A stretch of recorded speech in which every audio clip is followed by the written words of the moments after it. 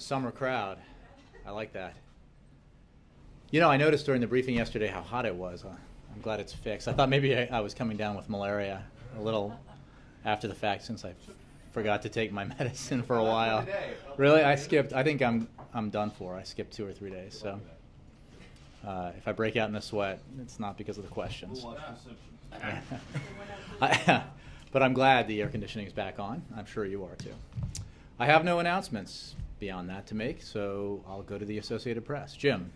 Thank you, Jay. I want to start with Egypt. A few new developments. The interim president is named a prime minister. El Baradei has been named vice president. I understand the president had a principals meeting yesterday afternoon, and there's bipartisan support on the Hill for suspending aid to Egypt. Senator Leahy, Senator Levin, Senator McCain have all expressed support for suspending it. Senator Leahy pointed out that the U.S. law prohibits aid after military coups. As you said yesterday, it's not in the U.S. interest to halt aid, but it is also a fact that U.S. law prohibits aid after a military coup. So how's the White House squaring that? What did the president's discussions lead him to decide yesterday? Well, you are correct that the president has been meeting regularly with his national security team about the situation in Egypt. You are also correct, as I said yesterday, that we have not made a determination about what to call or label the events in Egypt that led to the change in government there. And I tried to be very straightforward about the elephant in the room, if you will, by saying there's an elephant in the room here, and it is in our national interests, the best interests of the United States, and the best interest, in our view, of our goal of assisting the Egyptian people in their transition to democracy, to take the time necessary to evaluate the situation before making such a determination.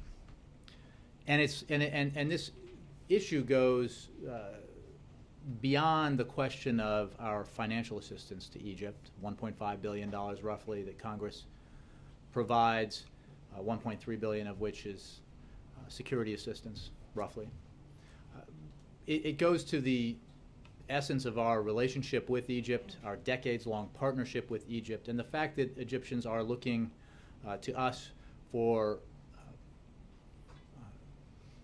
guidance and assistance as they make this very difficult transition to democracy.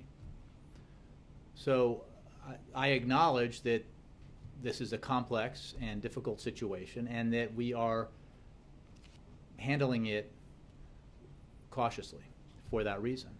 We don't want to make a precipitous decision. We don't think it would be in the best interest of the United States to change the assistance program quickly or immediately. Rather, we'll take the time necessary to evaluate it. We will review our obligations under law. We will consult with Congress and then move forward. But for now, we are engaging with Egyptian authorities. We are engaging with leaders around the region. We are calling on all parties in Egypt to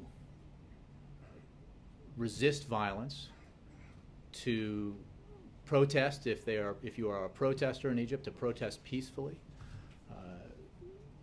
We are calling on the military to use maximum restraint. We are calling on all parties not only to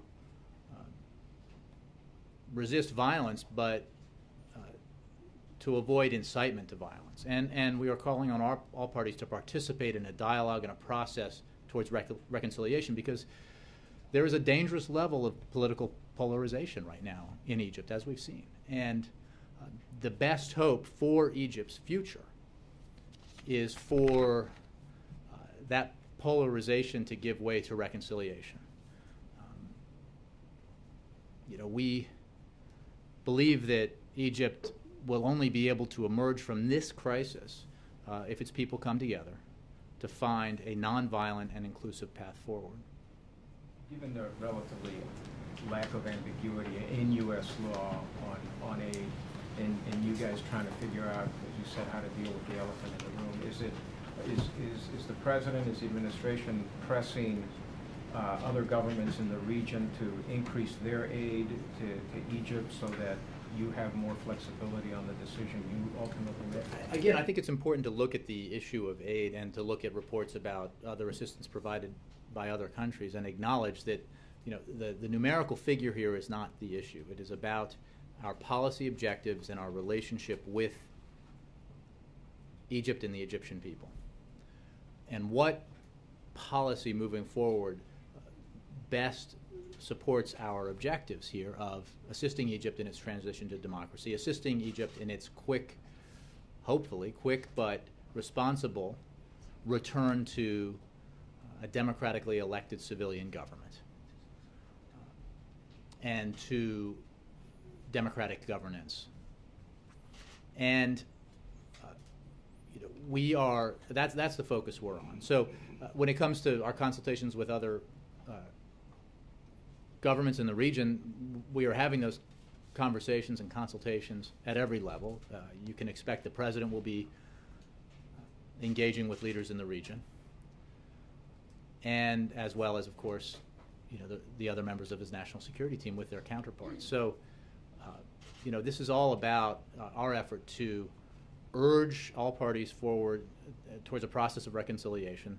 You know, we are cautiously encouraged by the announcement by the interim government that it had, you know, it has a potential plan for moving forward with a democratic process and elections, both parliamentary and presidential, and we think that's a good thing. And we call on parties, all parties, to engage in a dialogue about that process and not to, you know, refuse to participate, because we believe, as I said earlier, that the best hope for resolving this crisis is through a process that is inclusive and in which everyone participates. Quickly on another subject, today there's a memorial for the 19 firefighters killed in Arizona. Vice President Biden's going there. Wondered why the president, who's made a practice of going to some of these tragic remembrances before, chose not to go to this one. Well, I think it's very meaningful for Vice President Biden to attend, as you may have heard him in the past speak about his own personal experiences with firefighters. He has a very high regard, as the president does, but a personal experience that I think makes him a fitting representative of this administration, of the American people at the memorial. He's traveling out there and with members of, and will be joined by members of Congress, I think, from the delegation. Was there any concern about the president and his entourage and any disruption? Well, I would say in general we always look at that, but I think that this was about the appropriateness of having Vice President Biden attend. Sure. On Syria, the president has said he will give more military aid to Syria, but intelligence committees in Congress seem to be holding up that plan. And I'm just wondering if you can explain from the White House perspective why this is happening. Why aid is not flowing to Syria. Well, again, we have consistently stepped up our assistance to the Syrian opposition, and we are engaged with Congress in discussions about that policy and why we believe it's the correct policy. I mean, I would refer you to Congress and relevant committees for actions they're taking or not taking. But it's the president's belief that we need to, as we have, continue to step up our assistance to the Syrian opposition, as well as the Supreme Military Council, I believe it's called, and we're going to continue to do that. But is the president waiting for a signal from Congress that it's okay to send the new aid to the new military aid that has been spoken of? I think that we're going to work with Congress, as the president noted when he announced the expansion of our assistance to the Supreme Military Council. The president said that we would consult with Congress, and that's what we're doing. Can I follow up once?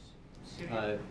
I'll get to you in a minute. Let me get to the folks. Anything else? I just wanted to also ask about the disaster in Quebec.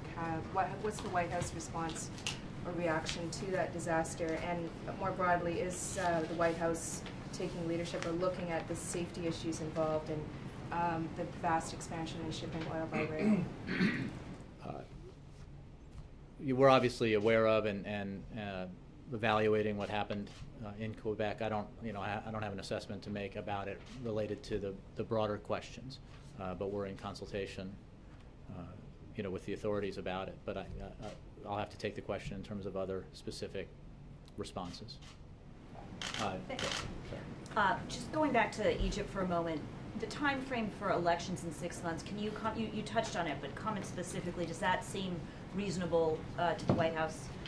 Well, we will not prescribe a timeline. We are cautiously encouraged by the announcement of a plan that includes a return to democratically elected government, that includes parliamentary and presidential elections. Also, as I understand it, this preliminary plan calls for a referendum on constitutional amendments. So this is a positive sign. There is obviously a lot that has to happen for such a timeline to be implemented, and we expect that this will be an evolving process. Central to, in our view, the success of this kind of transition is the participation of and inclusion of all parties in Egypt, and that's why we call on all parties to participate in a dialogue, and we call on the Egyptian authorities to understand that they need to include all parties, that the success of this transition depends on the inclusion of all parties in the process. Switching topics to Guantanamo Bay, yesterday a federal judge generally described the force feeding going on there as inhumane and called on the president to intervene to stop it. Is that something he would now consider doing? Well, on the questions of litigation, I would refer you to the Department of Justice and the Defense Department, which obviously runs Guantanamo Bay. I would refer you to them for specifics about the hunger strikers. As the president said in April, we do not want these individuals to die. And he understands that this is a challenging situation. But for the specifics about the hunger strikers and then the litigation itself, I would refer you to the two agencies. No, he knows it's quite unusual for a judge to make this kind of appeal to the president to directly intervene. And would the fact that a judge has done this in any way make him change his mind on this issue? I mean, I think that the president made clear in April, and I think it holds true today, that we don't want these individuals to die. And the action being taken is to prevent that from happening. Broadly speaking, and you heard him discuss this recently in his speech at the National Defense University, he believes that we need to close Guantanamo Bay. He has long believed that, and he has returned to this issue because he believes that it's in our national security interest to do so. And he calls on Congress to work with him to ensure that we can lift the moratorium on detainee transfers to Yemen so that we can review those detainees on a case-by-case basis. And then, where appropriate, we will bring terrorists to justice in our courts and through our military justice system. But the long-term goal here has been, in keeping with the views of leading Republicans as well as Democrats, as well as military officials and other national security experts, we need to close this facility because it's in our interest to do so. And finally, on Snowden, has anyone in the administration been notified by Russian officials that Snowden plans to accept Venezuela's offer of asylum? And is the administration making it clear to Russia that it would hurt the diplomatic relationship between the two countries if they allow him to travel? I think that was a tweet, and we have no further information regarding that. Our general position is, as I described it yesterday, which is that Mr. Snowden ought to be returned to the United States, where he is wanted on felony charges, and that although we do not have an extradition treaty with Russia, that that there is ample legal justification for Russia to expel him, and that he should not be permitted to engage in further international travel beyond the travel necessary to return to the United States. And we've communicated that position with our Russian counterparts and with every country, broadly speaking, that has been discussed as a possible either transition point or destination point for Mr. Snowden. Yeah. Afghanistan, there are Mhm. reports that the Taliban has closed, at least for now, its office in Doha.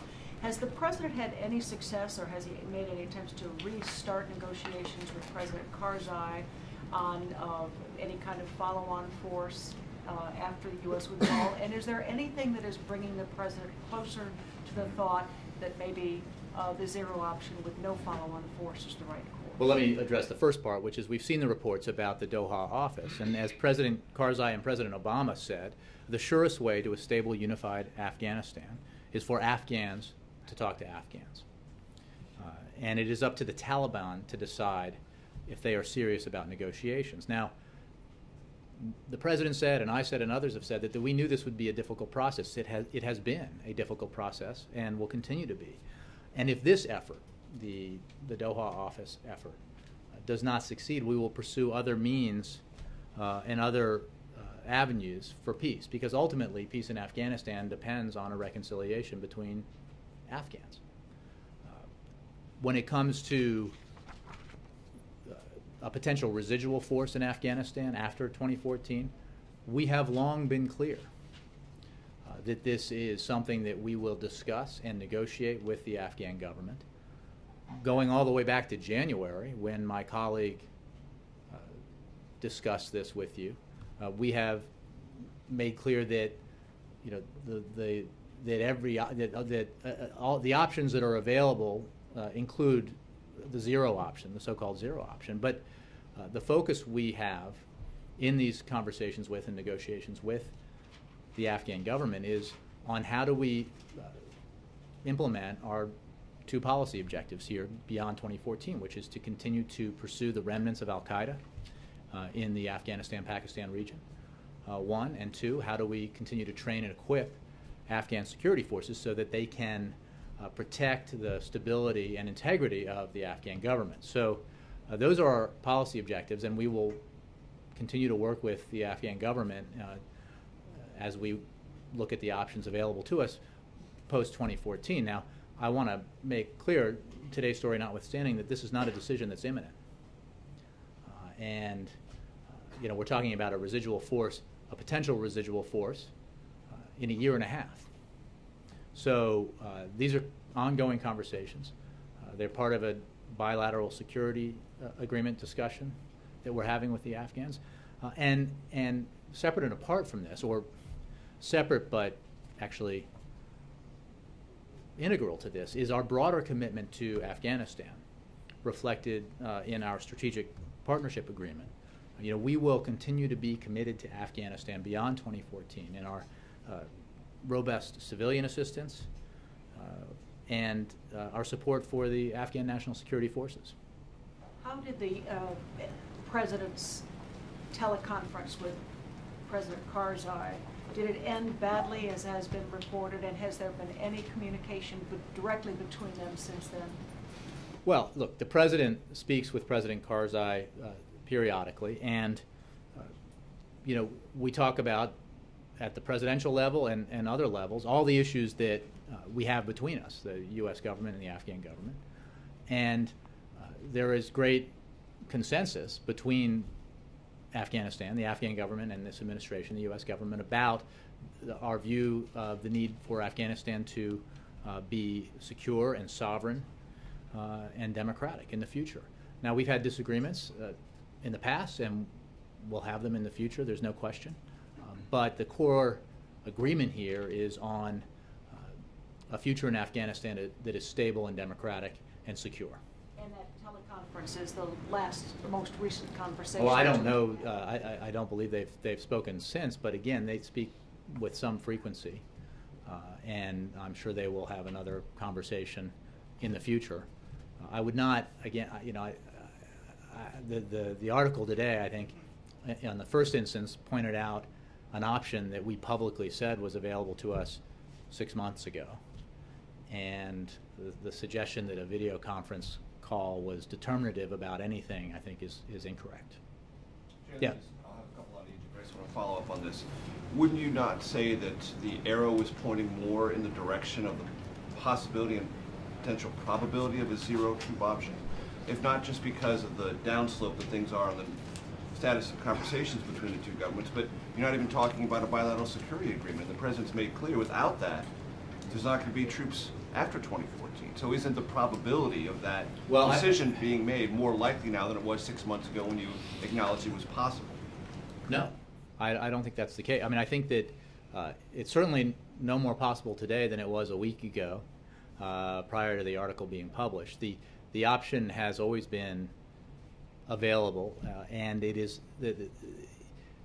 part of a process that is focused not on troop numbers, but on policy objectives. And how do we best do that? And part of how we best do that is how do we, if we do decide to leave a residual force there in pursuit of these policy objectives, what kinds of agreements do we have with the Afghan government going forward with regards to that residual force? And that's an ongoing process. So the suggestion that we're somehow close to a determination or conclusion in that negotiation is incorrect. That there is no decision imminent, and there need not be. We are on a downward slope. We are continuing to draw down our forces. We're roughly at 60,000, I believe, and the president publicly stated that he's committed to bringing that troop level down even further come early 2014.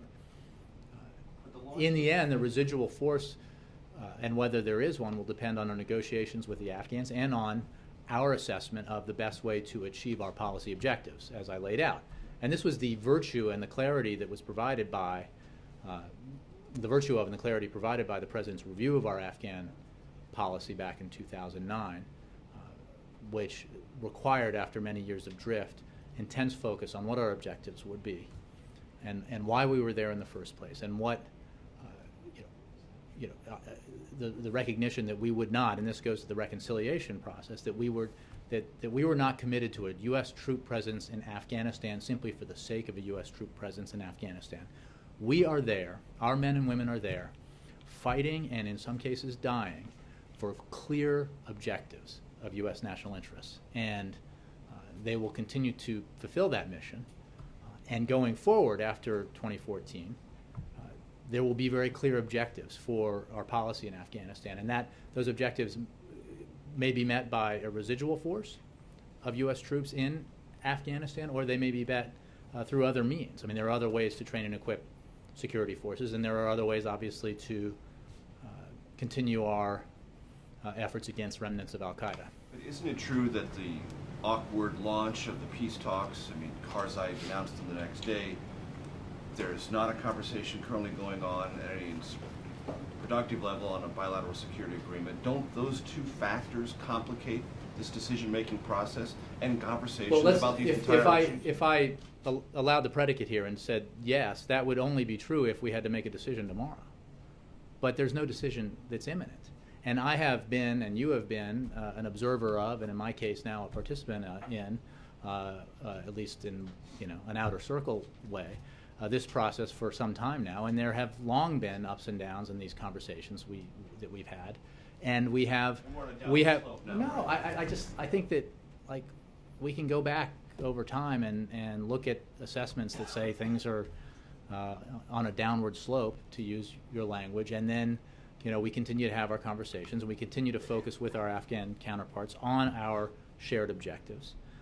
And we pursue those objectives together, and we expect that we will be able to do that going forward.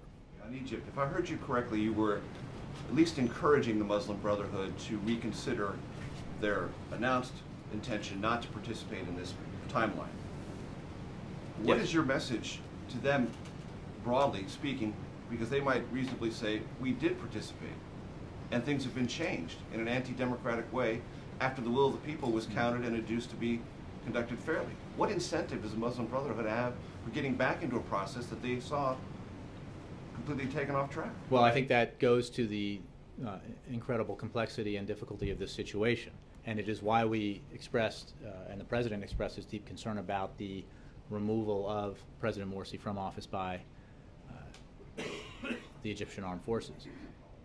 What we have to focus on is where do we go from here? How do we return to a democratically elected civilian government? And the best way to do that, and the best way to ensure that that does not, that the return to democratically elected a democratically elected government is not an end point, but the beginning point of a process that has democracy becoming embedded in Egyptian society and in the state, is to make sure that all elements of Egyptian society are participating in this process. And that it's going to be hard and it's going to be difficult, but the alternative is a continued crisis and continued political polarization. And when it comes to what individuals or which individuals will lead Egypt in the future, that's for the Egyptian people to decide, and it's for the Egyptian people to decide in a democratic process. And as I said yesterday, and I'll say again today, when it comes to what happened in Egypt, it is important to note that millions and millions of Egyptians were extremely unhappy with the undemocratic governance under President Morsi. And what the President has long said, as it applies to Egypt and as it applies elsewhere around the world, democracy is not elections alone. A successful election, a free and fair election with a result, is not the endpoint to democracy. It is an ongoing, organic process that involves participation by everybody in the political process and compromise, constant compromise between parties and groups with differing objectives. And that's what we call on the Egyptian people and all the groups involved here to recognize and accept, and that is reconciliation over conflict, peaceful dialogue over violent confrontation. I want to talk one more thing about the aid question. Understanding this is complex and difficult, but the law is the law, and what I'm curious about is why the administration won't just say the law doesn't apply because it's not a coup, and we're going to go forward with our own strategic objectives. Because there's a certain element of what you're saying that sounds like it's a difficult law, it's very complicated to live up to it, and that sounds like you're sort of creating a space for you to not adhere to the law, when the law, as many members of Congress, very senior experience, say, is absolutely clear on this particular subject. Mm-hmm.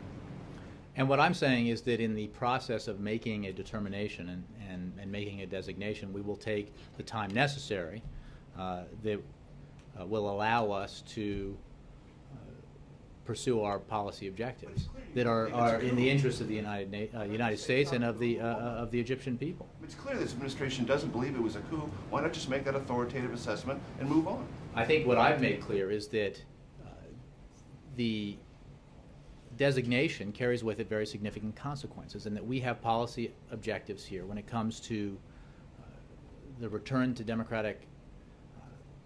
democratic government in Egypt, and hopefully a return to some stability in Egypt that remains our number one objective, and that we will take the time necessary as we review our legal obligations and as we consult with Congress when it comes to this issue of designating and labeling the events that took place, because we believe that's in the best interest of the United States.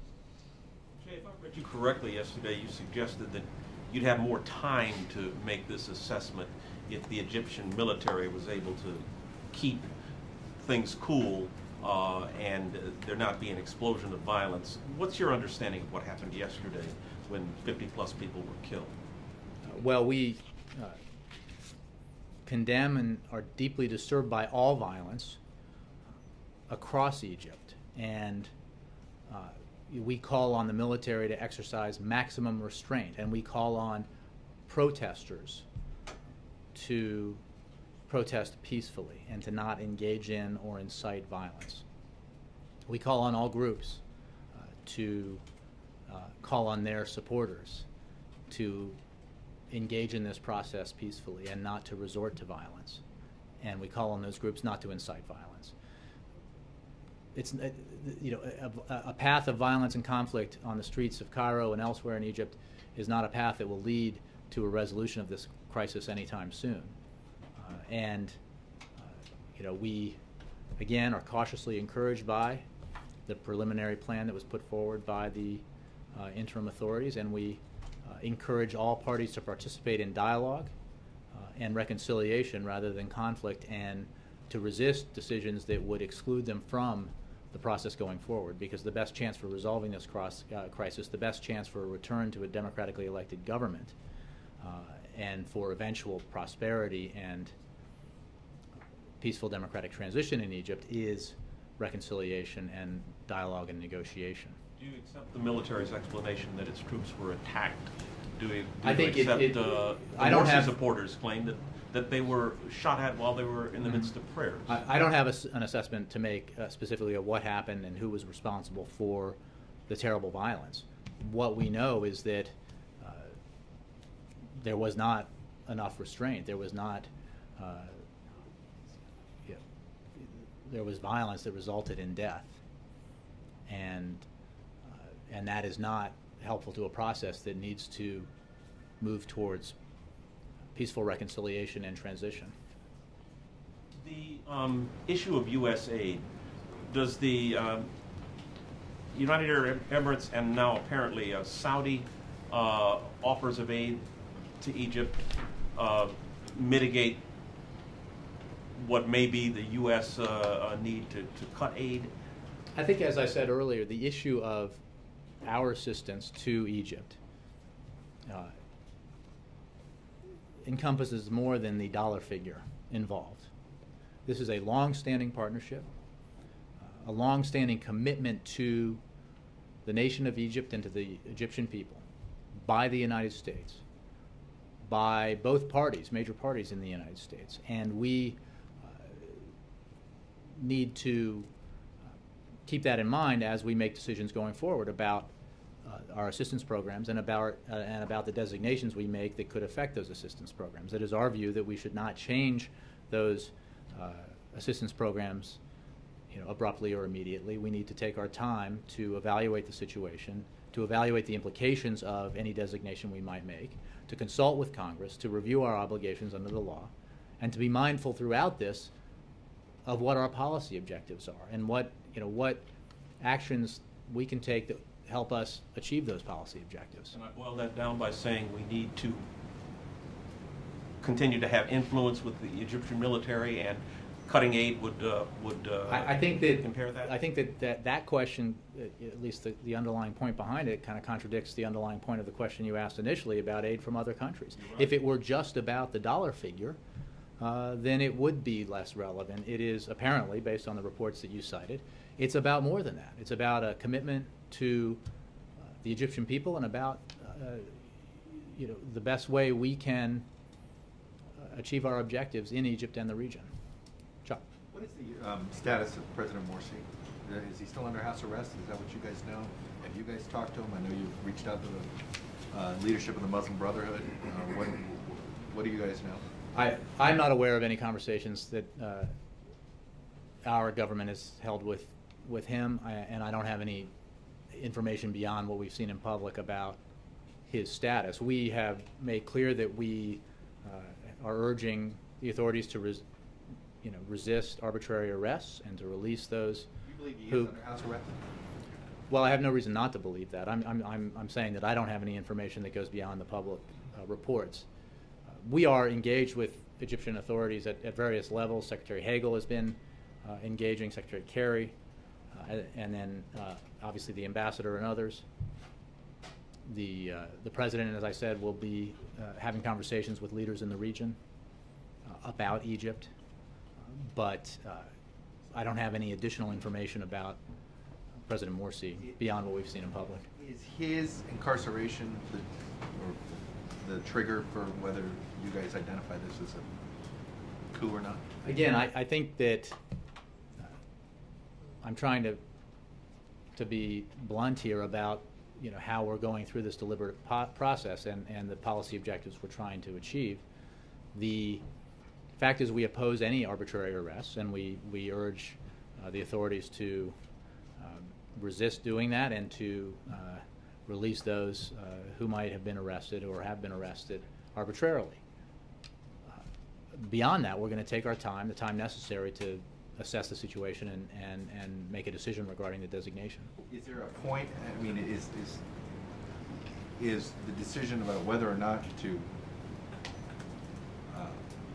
take a second look about aid become a different situation if they don't release them? Is there a timeline? Well, that I they're trying wouldn't want to get link. on? I Or wouldn't you want to guys- link Is these it- issues to, you know, if X happens, Y happens. I would simply say that. Are they not linked? They are they? Well, I are think related, there are right? a number of issues that are linked here to our assessment of what's happening in Egypt and the progress that we hope to see towards a transition back to a democratically elected government, and that includes obviously addressing the Constitution. It includes parliamentary and presidential elections, and importantly, it will necessarily include participation by all parties, so that the process produces a result that is durable and has a better chance for long-term stability in Egypt, and therefore for fostering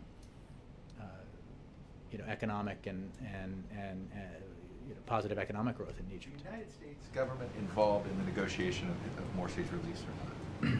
I don't have any information on that, and certainly not that I'm aware of. I mean, I think we are in conversations with, I know that we are in conversations with the Egyptian authorities about all of the issues that I just discussed, and that would include steps forward, it would include resisting the use of force, it would include our opposition to arbitrary arrest. So within that category, I would say the answer is yes, but I don't have anything specific about any individual. But if they've got him under arrest, there's been arbitrary violence. I mean, all these things you have laid out, they've not taken the advice of the United States government on this. So, I mean, at what point, you say, I mean, you've laid out all these criteria, and yet it doesn't Well, appear, at least according to our reporters, And on the which is ground, why we are disturbed by all the violence that we've seen. Now, we hope that violence abates, and we hope that there is progress towards reconciliation and progress towards a return to a democratically elected civilian government.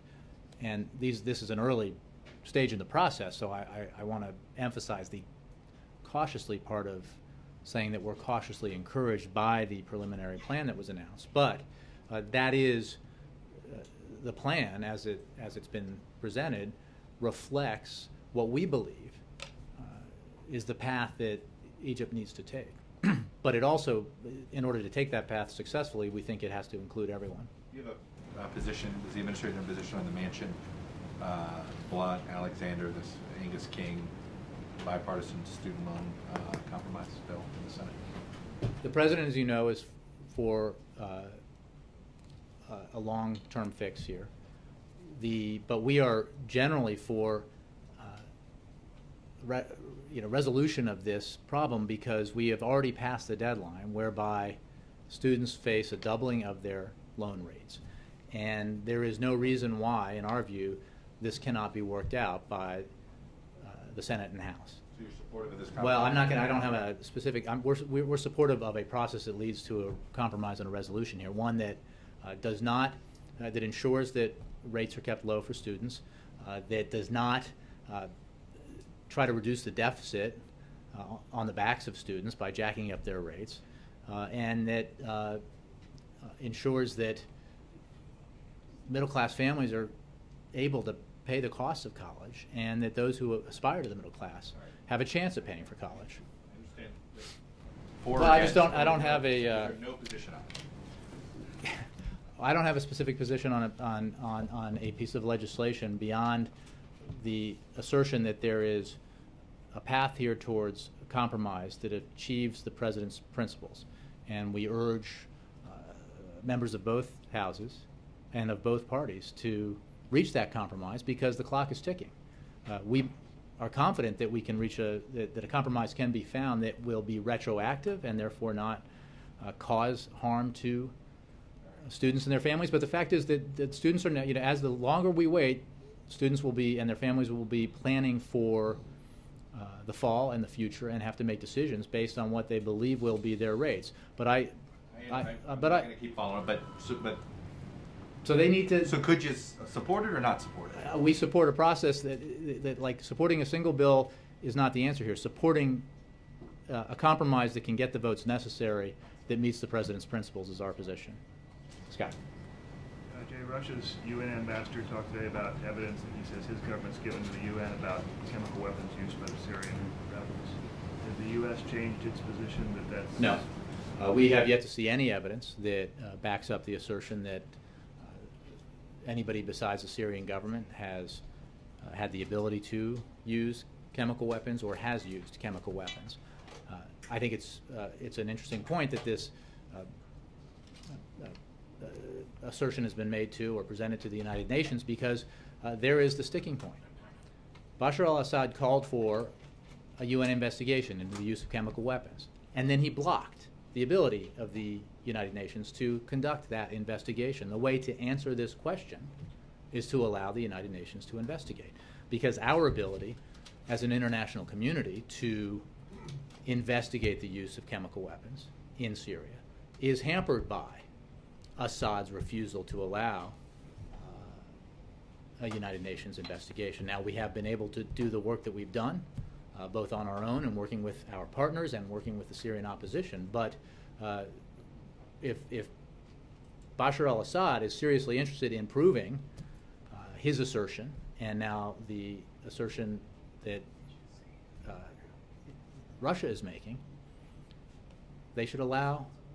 Assad should let the UN investigators in, and Russia should use its relationship with Assad to press Assad to allow the United Nations investigators in. So when you say you haven't seen any evidence, have you seen what the Russians have provided the UN, or you haven't seen I don't know the answer to that question, but we seriously doubt that chemical weapons have been outside of the use and that have fallen outside of the sort of sphere of control of the Syrian government. Peter, sorry. Jay, on the healthcare reform law, what's the response here to the letter and the statement that the House GOP leaders made today calling on the president to justify delaying the employer mandate while keeping the individual requirements in place? A few things. The Affordable Care Act, Obamacare. Well, let me start for this. We, as I said yesterday, have delayed the implementation of the employer responsibility provision to allow for the time that businesses said they needed to prepare properly for the implementation of that provision. Now, this is a provision that affects only 4% of businesses, roughly, with more than 50 employees. 96% of businesses with more than 50 employees already provide insurance to their employees. So there's that. So the experts have already said this will have no significant impact on implementation of the Affordable Care Act. Secondly, we will go forward with the individual responsibility provision because Obamacare provides financial assistance through this provision to low-income Americans, and it provides built-in flexibility to ensure that those who cannot afford coverage are not punished. In fact, next year, millions of Americans will get the help they need to purchase quality health insurance that they currently cannot afford. So it's pretty rich coming from leaders who have now voted to repeal the Affordable Care Act, going on 40 times, and who promised to do it again, to charge up that hill, only again not to reach the top, rather than focus on the work that the American people want done, because they have no alternative. Repealing the Affordable Care Act means taking away from senior citizens the assistance that they already have to help them pay their prescription drug bills. It means telling young Americans across the country who are 26 or younger, who are currently on their parents' insurance policy, that they're uninsured. It means telling people with pre-existing conditions who now cannot be denied insurance that they're out of luck. And it means telling people who used to worry about lifetime caps on their insurance, the provision of insurance benefits, but who no longer have to worry about that because of the Affordable Care Act, that they're out of luck. That's the alternative that Speaker Boehner is talking about. Because there is no alternative put forward by House Republicans, even the hint of a possibility that Majority Leader Cantor might actually try to come up with some Republican alternative for health care reform was eviscerated by the conservative elements and the Tea Party elements in the Republican Party who pressured the Speaker of the House to kill it.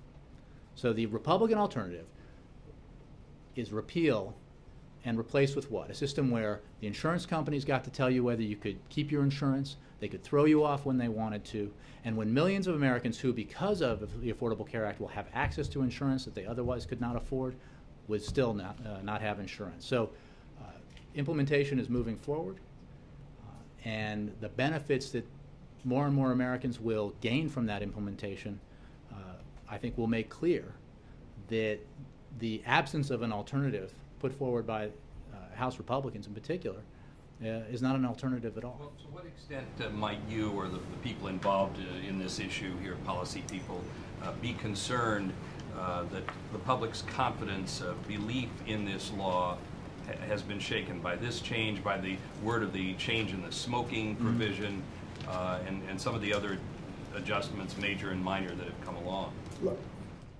a piece of legislation like this, to be responsibly implemented, needs to be implemented in a flexible way. We have demonstrated our flexibility in the implementation of this law repeatedly. When it comes to giving states more flexibility in the implementation of the Affordable Care Act, we've made clear to states that we want them to use that flexibility.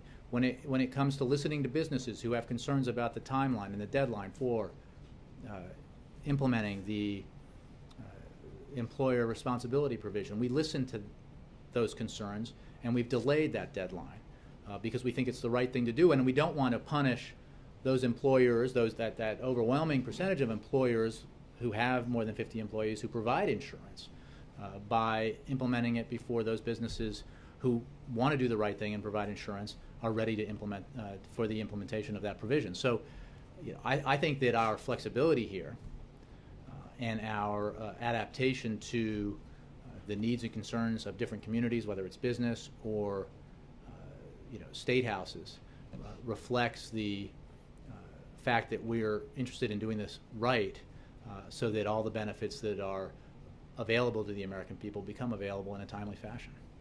John Christopher. Back to Egypt. Needless to say, the U.S. is not the only player on the world stage here. You mentioned that the U.S. has been in touch with the players in Egypt, having discussions and recommendations. But there are European allies, U.S. European allies, who've had long-term relationships with Egypt going back hundreds of years. How closely has the United States, and what is their mindset and this administration's mindset of involving those people, those individuals in Europe, especially Great Britain, et cetera, who have a real stake in the region as well as the United States in terms of moving on to the future? Well, when it comes to the transition and turmoil that we've seen in the Middle East, overall, we have obviously and consistently worked with and consulted with our European allies, as well as our regional allies and others. And that includes the UK and France and others. And we continue to do that when it comes to the situation in Egypt, as of course we do when it comes to the situation in Syria. You're absolutely right that this is not just a U.S.-Egyptian situation. This is a crisis in Egypt that all of the nations who have an interest in Egypt having a better future and the Egyptian people making a transition to democracy need to engage in, and we're engaged with our allies in this. Anything specific? I don't have any readouts of conversations, but these are the kinds of sort of top-tier issues that we work with our allies all the time on. Cheryl, and then Roger, and then. Do you have any update or timeline on when the Attorney General might finish his review of federal benefits and laws in light of the Supreme Court DOMA decision? I don't. I would refer you to the Department of Justice. Sorry. Who else? Roger, yeah. Back to Afghanistan. Mm-hmm. You said there was no imminent decision on the troop pullout and stuff like that. How long can the president go into next year and make a decision and still achieve his goal by the end of 2014? Can he go like into next summer? Well, I before I hazard a guess, I would say that we're 18 months from the end of 2014. So, and we are in the process of drawing down our forces already, and that process will continue and will continue beyond January 2014 as we draw down our forces towards the goal of zero, as we consider the option of a residual force, a much smaller than current level force. So I think there's ample time, and I'm not going to predict when that sort of becomes pressing, but it's certainly not in the near future. He could put it into the decision, he could put it in the next year sometime. Again, I wouldn't, I don't want to have an answer to that question result in a headline in Bloomberg saying, the president will announce early next year or sometime next year, because I'm sort of circumscribing the timeline here, but I am saying that it's not imminent, and it doesn't need to be imminent. He's in, discussions with his national security team, and obviously our representatives are in discussions with the Afghan government about a bilateral security agreement and about implementation of our strategic partnership agreement, and within the context of the BSA, the potential for a residual force. Is it fair to say that the president is considering the zero option with a bit heavier weight now than he'd been, say, a few months ago? I think that, as I said to Major, is a misreading of the situation. I think it's important to note that we stated here, I think it was here, but it was certainly publicly and in January, that zero was an option. Conference call made, I think, from this building. But the point being that it's of course an option, because the issue here isn't troops, the number of troops for their own sake. The issue is how do we best, working with the Afghan government and working to provide the conditions necessary for a residual force, implement our policy objectives, which includes continuing to go after the remnants of al-Qaeda and providing the training and equipment to the Afghan National Security Forces that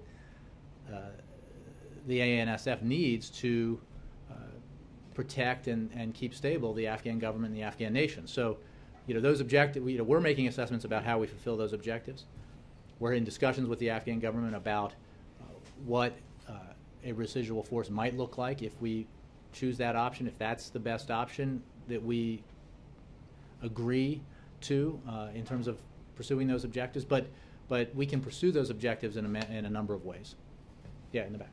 And then, sorry, you know what, I did promise you, sorry. Thank you. One on Syria and one on Turkey. Quick on Syria. According to the latest credible report, Syrian opposition still have not received any kind of military aid from your government. My question is, it has been 6 weeks now that the U.S. government accepted that the red line has been crossed, and it has been months for the first time Defense Secretary mentioned that. So my question is, unless your government was bluffing, what kind of game-changing step and when are you going to take, or are you still determined to take the game-changing? Well, as I said earlier, in keeping with the President's announcement of our stepped-up assistance to the Supreme Military Council, we are going to consult with Congress on these matters, and we intend to provide that stepped-up assistance. I don't have any more details for that on you, but we were not bluffing. The President was very serious, as I think he made clear. And I think that, well, I'll just say that we'll continue to consult with Congress on this matter because it's very important. On Turkey, the protests are still going on, and just last night there were dozens of people detained and arrested. What's your comment on this? And also, there were investigations in Turkey, and you said that you had full confidence in the Turkish authorities according to police brutality on the protesters. Do you have any update on how? I don't have any update. I mean, we continue to obviously monitor the situation. We have a very important and close relationship with our ally, Turkey, and we will. Our position hasn't changed on those matters, and I don't have an update. Yes, in the back. Jay, continuously calling for the return to democratic governance in Egypt, implying that there was indeed a departure from democratic governance. When does the president believe that that departure from democracy happened? Did it happen under President Morsi's policies, or did it happen when the military suspended the Constitution and removed President Morsi from power? I think we made clear that the president and his representatives have and had expressed concern and our view that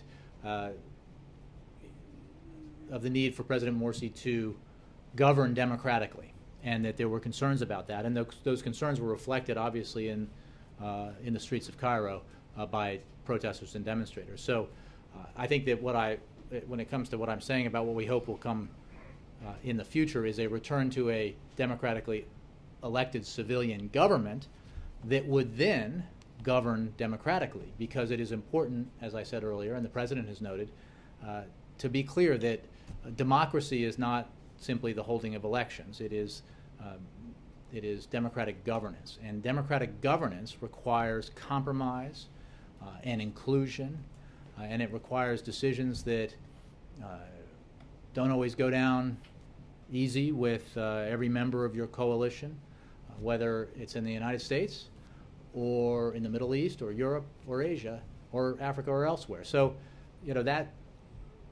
that is something that we were focused on with the Morsi government, and it is something that we continue to be focused on, because the process here is the key. It is not about individuals or groups.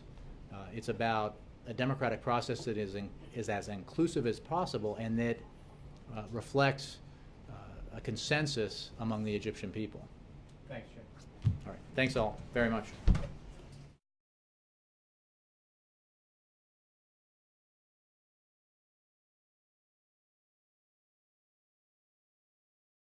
Quick but responsible return to a democratically elected civilian government and to democratic governance. And that's the focus we're on. So when it comes to our consultations with other governments in the region, we are having those conversations and consultations at every level. You can expect the President will be engaging with leaders in the region, and as well as, of course, the other members of his national security team with their counterparts. So, this is all about our effort to urge all parties forward towards a process of reconciliation.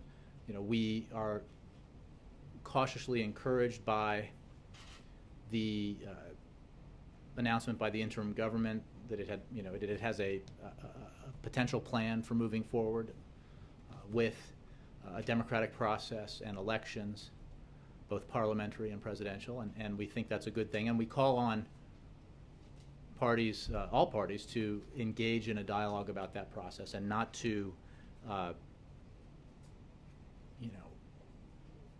refuse to participate, because we believe, as I said earlier, that the best hope for was all parties to participate in a dialogue and a process towards reconciliation, because there is a dangerous level of political polarization right now in Egypt, as we've seen. And the best hope for Egypt's future is for that polarization to give way to reconciliation. We believe that Egypt will only be able to emerge from this crisis if its people come together to find a nonviolent and inclusive path forward.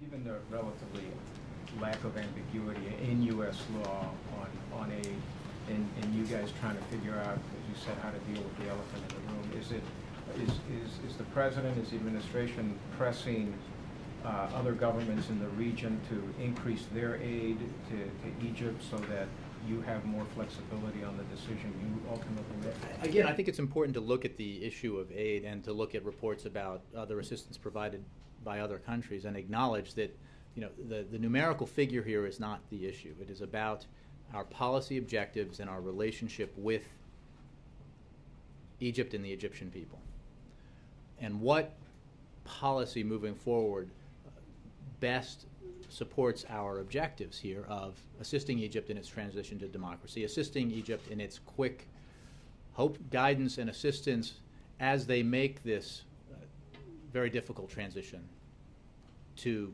democracy.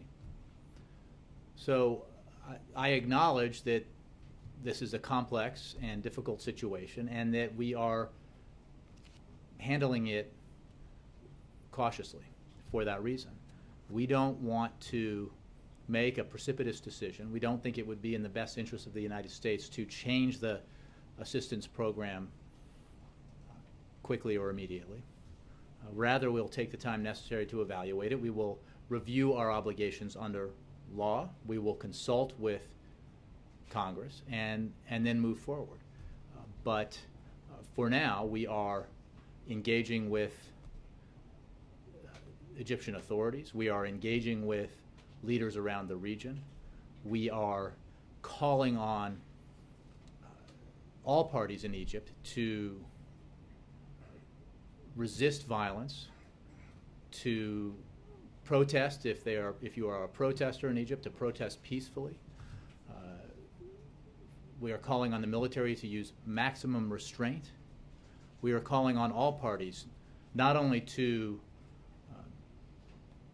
resist violence, but to avoid incitement to violence. And we are calling on it's a summer crowd. I like that. You know, I noticed during the briefing yesterday how hot it was. I'm glad it's fixed. I thought maybe I was coming down with malaria a little after the fact, since I forgot to take my medicine for a while. Really, I skipped. I think I'm done for. I skipped 2 or 3 days. So if I break out in a sweat, it's not because of the questions. But I'm glad the air conditioning is back on. I'm sure you are too. I have no announcements beyond that to make, so I'll go to the Associated Press. Jim. Thank you, Jay. I want to start with Egypt. A few new developments. The interim president is named a prime minister. El Baradei has been named vice president. I understand the president had a principals meeting yesterday afternoon, and there's bipartisan support on the Hill for suspending aid to Egypt. Senator Leahy, Senator Levin, Senator McCain have all expressed support for suspending it. Senator Leahy pointed out that the U.S. law prohibits aid after military coups. As you said yesterday, it's not in the U.S. interest to halt aid, but it is also a fact that U.S. law prohibits aid after a military coup. So how's the White House squaring that? What did the president's discussions lead him to decide yesterday? Well, you are correct that the president has been meeting regularly with his national security team about the situation in Egypt. You are also correct, as I said yesterday, that we have not made a determination about what to call or label the events in Egypt that led to the change in government there.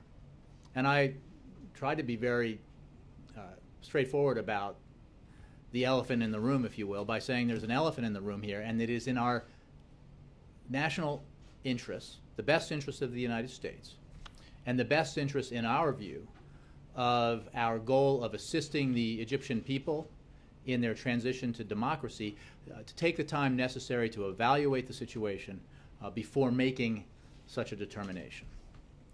And this issue goes beyond the question of our financial assistance to Egypt, $1.5 billion roughly that Congress provides, $1.3 billion of which is security assistance, roughly. It goes to the essence of our relationship with Egypt, our decades-long partnership with Egypt, and the fact that Egyptians are looking to us for